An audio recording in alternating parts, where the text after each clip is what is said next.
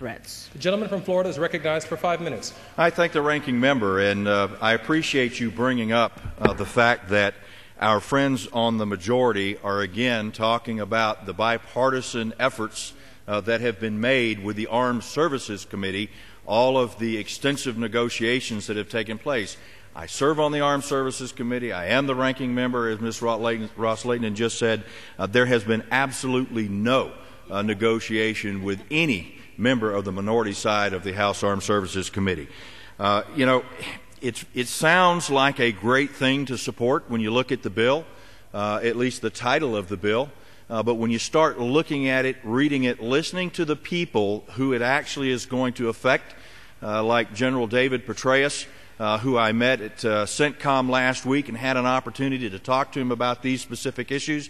He said it is going to tie their hands, not allow us to do what we need to do and the military needs to do to train and assist in this very important issue. Nobody, I think, has any qualms or quarrels with the majority side saying this is something that needs to be done.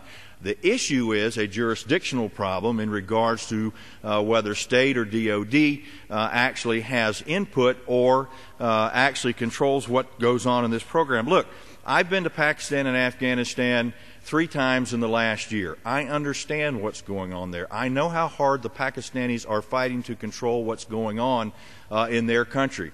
We need to do what we can do to help with the counterinsurgency problem. But, you know, even our own president, it's my understanding that the president does not support this particular piece of legislation, and it has already been said on the floor today that Senator Kerry does not support this particular piece of legislation. So those are the facts. Others may not want to necessarily address those facts and say that they are in fact true, but they are.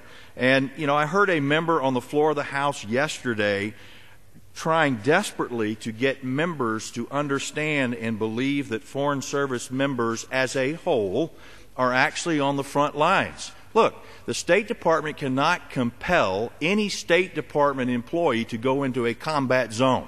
This is a DOD issue. This is a counterinsurgency issue.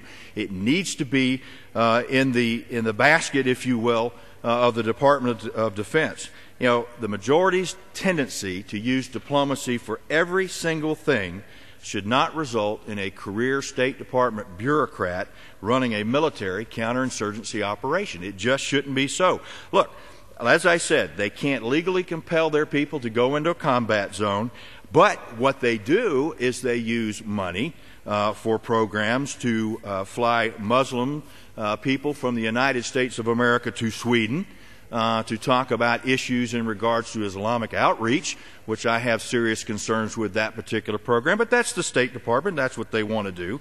I think they probably would have thought that the diplomatic efforts that Pakistan made in the Swat Valley was the thing that we should have done. It was not something that should have been done. And we know the Taliban broke the truce real quickly after that was done. But, you know, look, the Department of State should not be taking the lead in this vital issue. It should be the Department of Defense, and I think that ultimately members of this body on both sides of the aisle understand that, and so I urge a defeat of this flawed particular piece of legislation, and I reserve my time. The gentleman from Florida yields back the balance of his time. The gentlelady from Florida reserves the balance of her time. And without objection, the gentleman from New York may control the time of the gentleman from California. The gentleman from New York.